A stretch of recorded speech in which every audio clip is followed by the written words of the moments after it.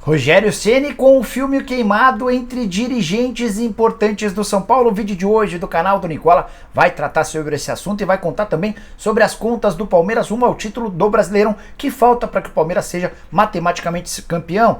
Bora contar sobre o retrospecto entre Flamengo e Corinthians na final da Copa do Brasil. Vou te atualizar sobre Diego Ribas. Ele se aposenta, pode aceitar propostas do exterior. Conversei com o pai dele e vou te contar um bastidor importante. Tem ainda novidade importante sobre o Cruzeiro, muito mais perto de fechar um patrocinador master, o maior da história do clube.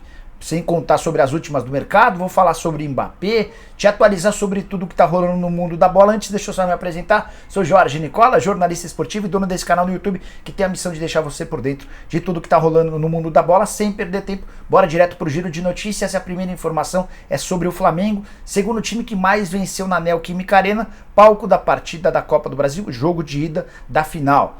O Flamengo tem 5 vitórias em 11 confrontos contra o Corinthians. São 5 vitórias, 2 empates e só 4 derrotas, ou seja, o Fla mais venceu do que perdeu o Corinthians jogando no estádio do adversário. Legal contar para vocês que o Corinthians, em compensação ou por outro lado, apresenta bom retrospecto nos confrontos de mata-mata quando faz o jogo de ida dentro de casa. 55% de aproveitamento, são 10 vitórias, 5 empates e 6 derrotas. Você tem palpite para esse jogo? Use espaço para comentários para dizer quem vai vencer, beleza? Bora falar sobre Felipão, que recusou um pedido de desculpas e um convite do Galvão Bueno. Não sei se você está sabendo, mas o narrador da TV Globo está gravando um documentário, vai tratar sobre ele. E um dos convidados para participar seria o Felipão, para falar a respeito do 7-1 e uma série de outras coisas. O Felipão não aceitou o pedido de desculpas, nem topou participar desse documentário. O Felipão ainda muito amargurado com todas as críticas feitas pelo Galvão Bueno por conta do episódio do 7-1 na semifinal da Copa do Mundo. Quero te contar ainda que o pai do Vidal, jogador do Flamengo, faleceu no Chile. Existia até preocupação de que o Vidal precisasse embarcar para o seu país natal e ficasse de fora da grande decisão contra o Corinthians. O Vidal entendeu que o melhor a fazer era embarcar com a delegação rumo a São Paulo e ele talvez vá na quinta-feira para se despedir do pai.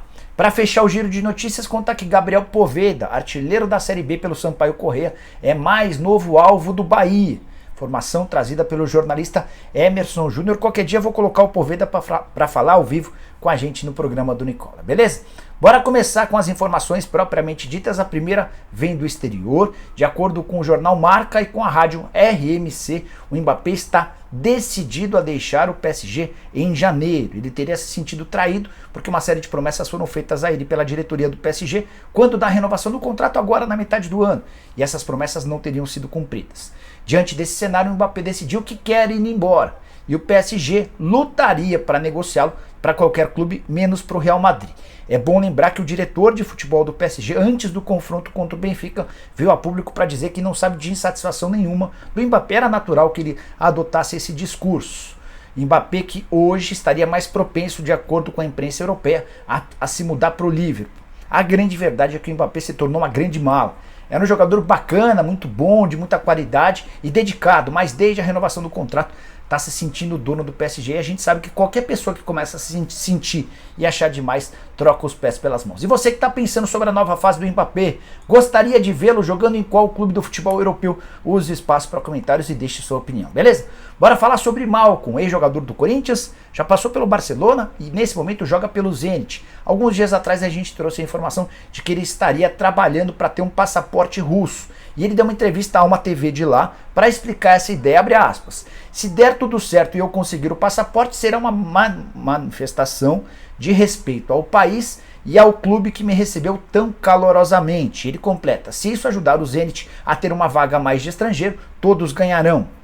Quando ele fala em todos ganharão, é porque é provável que com o passaporte russo, ele passe a ter um salário ainda maior. O Malcom, que já ganha 7 milhões de euros por temporada para jogar pelo time de lá. Para completar, também foi perguntado sobre a possibilidade de ele atuar pela seleção russa. O Mário Fernandes é um brasileiro que joga pela seleção russa há bastante tempo. E o Malcom respondeu da seguinte maneira, abre aspas, pode ser, mas essa é uma questão para o futuro, sobre a qual ainda não sei. Agora, minha principal tarefa é jogar pelo Zenit, marcar gols e dar assistências. Você acha que o Malcom é injustiçado e merecia jogar na seleção brasileira? Acho que a seleção é muito bem servida para essa posição de atacante de lado de campo, se ele se naturalizar, que tem a sorte jogando com a camisa da seleção russa. Bora falar sobre Palmeiras, Flamengo e clubes brasileiros que podem faturar com seus jogadores convocados para a Copa do Mundo. Não tá entendendo? Eu explico. A FIFA anunciou nas últimas horas que vai pagar $10 mil para cada clube que tiver jogadores convocados. Esse pagamento é feito por dia e começa já na fase preparatória. Quando os atletas se apresentarem para suas seleções respectivas, começa esse pagamento de $10 mil. Se um time, uma seleção, chegar, por exemplo, até a final e tiver 2 jogadores convocados, o lucro a que o clube vai ter direito é de $700 mil ou R$3.600.000. Não é nada, mas ajuda, né? E aí só para lembrar que alguns clubes podem ter até mais do que 2 jogadores convocados. O Palmeiras, por exemplo, vai ter o Everton, com certeza, a seleção brasileira. O Piquerez é uma possibilidade na seleção uruguaia. O Flamengo talvez seja o caso mais emblemático do futebol brasileiro. Pedro e Everton Ribeiro têm chance de ser convocados pela seleção brasileira. A gente não pode descartar que o Arrascaeta estará na seleção uruguaia. O Varela é uma dúvida para a seleção do seu país. Enfim, são alternativas e possibilidades. Se o seu clube tem jogadores convocados para quaisquer seleções, saiba que $10 mil de diária é isso que vai lhe render enquanto esse jogador estiver servindo a seleção do seu país. Bora falar agora sobre Diego Ribas, repercutindo uma informação que surgiu hoje no Rio. O pessoal do Flaweb afirmou que o Diego Ribas tem hoje 2 propostas para jogar no exterior. E você sabe que ele não fica no Flamengo, acabando o contrato, e aí ele teria se decidindo entre se aposentar ou aceitar uma dessas ofertas do exterior. O que eu fiz? Entrei em contato com o seu Jair Ribas, que é pai do Diego, para perguntar qual vai ser o futuro do jogador. E o seu Jair disse o seguinte, abre aspas, o Diego não está com a mínima disposição de ir para o exterior. Ele vai parar e dar continuidade em outros assuntos que ele já tem na pauta, se referindo ao momento em que o contrato do atleta com o Flamengo se encerrar. O vínculo termina em 31 de dezembro. Mas o seu Jair também contou uma coisa que eu ainda não havia visto ou lido em qualquer lugar. Segundo o seu Jair, existe uma expectativa por parte do jogador, que é o capitão do time, de ter seu contrato prorrogado até o fim do Mundial de Clubes, caso o Flamengo seja campeão da Libertadores da América. É algo que, pelo menos, ao que parece, o Diego Ribas vai batalhar.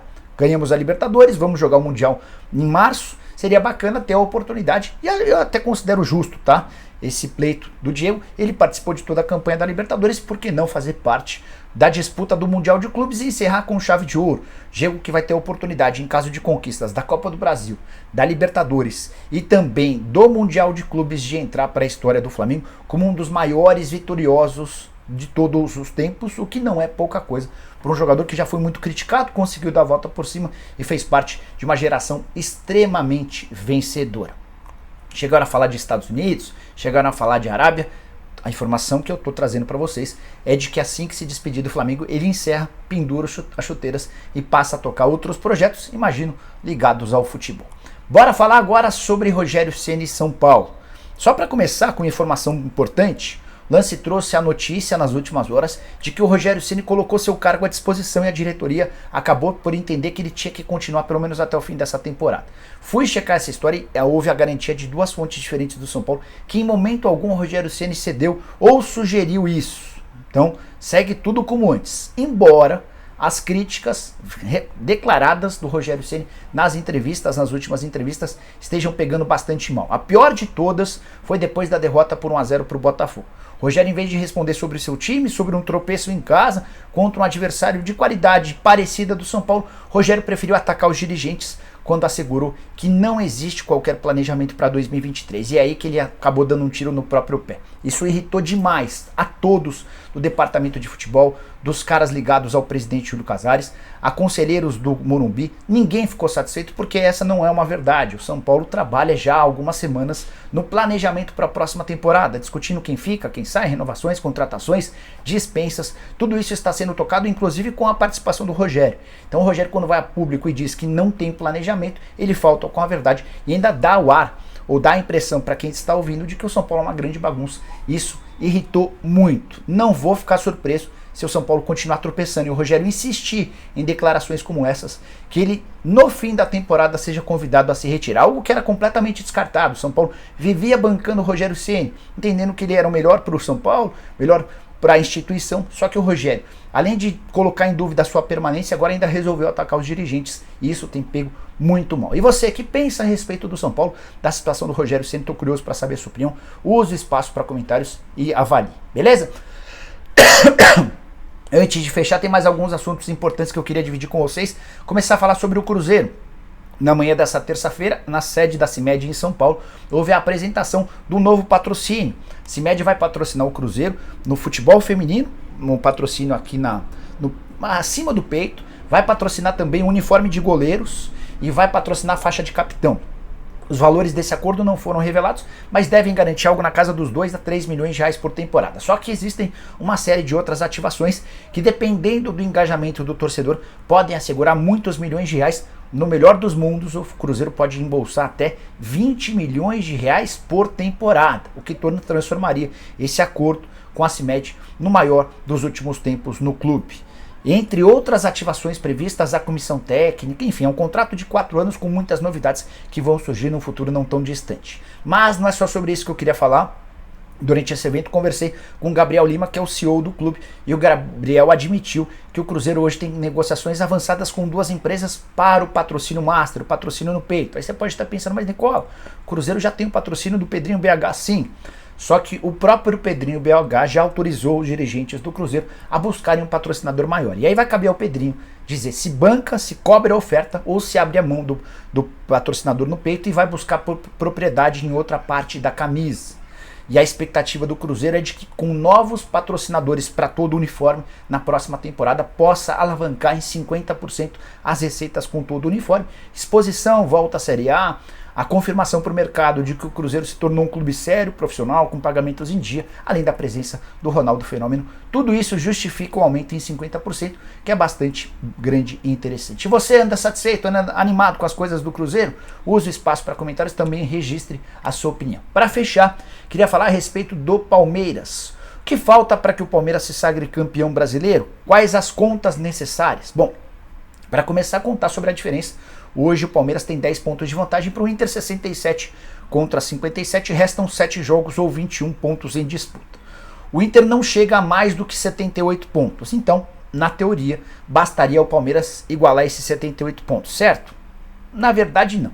Para que o Palmeiras possa ser campeão sem depender de mais ninguém, o Verdão vai precisar de 4 vitórias. Ele somaria 12 pontos, bateria os 79 e não seria alcançado pelo Internacional.